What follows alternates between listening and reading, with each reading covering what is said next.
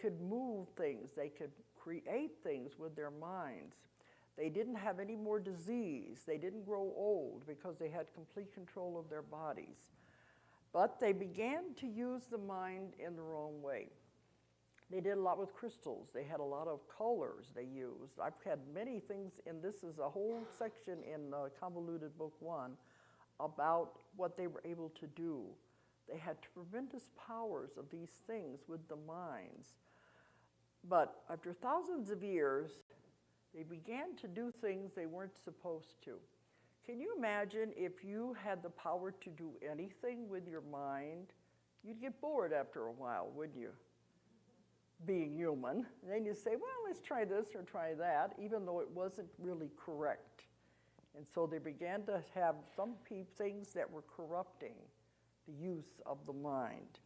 And they began doing things that were not right. One of the things that they began to do, which I was told was against the laws of nature, they began interbreeding animals and humans. And at first they were doing it to have them for servants, and it was for fun, you know, and just to see if they could do it or not. Majority of times the mutants, the things that they created, couldn't reproduce, but they were just trying different experiments.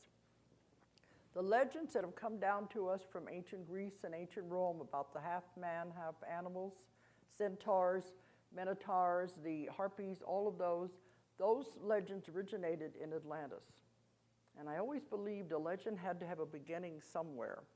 They come from the abilities they had in Atlantis to interbreed the animals. And it's come down to us in the form of legends from Greece and these different places. But it actually was done at that time. Then it began to abuse it. And they began to abuse the power of nature. And they said that was when they had to be stopped.